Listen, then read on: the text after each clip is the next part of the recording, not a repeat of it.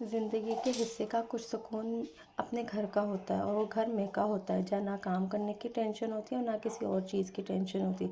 میرے میکے میں میرے بہن بھائی بھابھیاں اور انٹی رہتی ہیں۔ میرے امی ابو کا انتقال تو بچپن میں ہی ہو گیا تھا اور میرا میکا حیدرآباد میں ہے۔ ہاں، آج ہم حیدرآباد جا رہے ہیں۔ جب بھی اسکول اور میرے شوہر کی چھٹی ہوتی ہے ہم حیدرآباد جاتے ہیں اپنوں سے ملنے، جس سے خود کو تو سکون ملتا ہی ملتا ہے، روح کو تک کو سکون مل جاتا ہے۔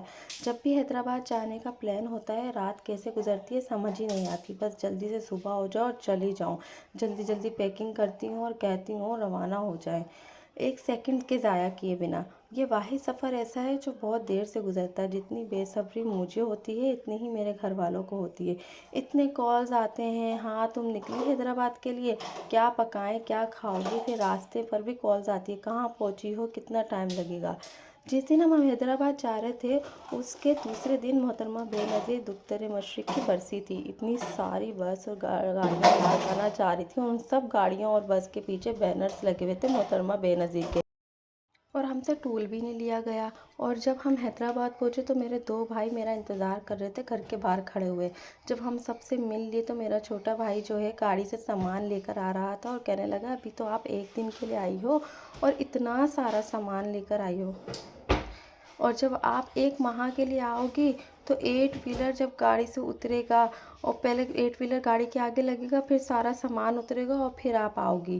ہم اتنا ہنسے، بھائی کے بچوں سے ملی، بہت اچھا لگا۔ یہ بہن بھائی کا رشتہ ہی کتنا خوبصورت بنایا اللہ نے کہ یہ لڑتے بھی ہیں تو ایک ہو جاتے ہیں۔ میری زندگی کا ایک حصہ میرا میکا ہے، وہاں مجھے اور میرے بچوں کو بنا مطلب کے پیار دیا جاتا ہے۔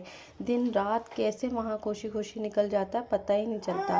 ہم چھوٹے تھے، کھیلتے تھے، ساتھ لڑتے تھے، ایک دوسرے کی چیز کھا لیتے تھے۔ آج ہمارے ماشاءاللہ بچے ہیں، ہم سارے بہن بھائی اتنے میچور ہو گئے ہیں کہ اگر ابھی ہماری لڑائی ہو جائے تو رونے لگتے ہیں، کیونکہ ہم بہت پیار کرتے ہیں ایک دوسرے سے۔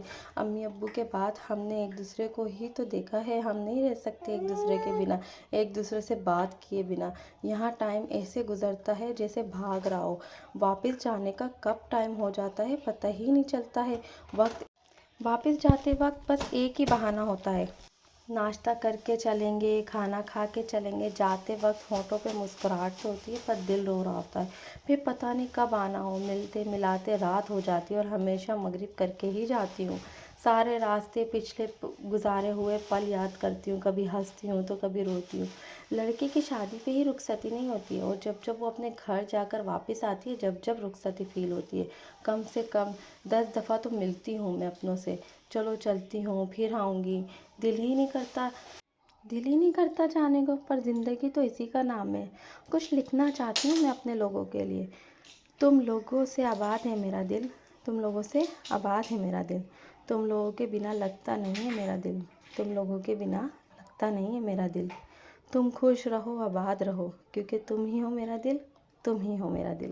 اللہ حافظ۔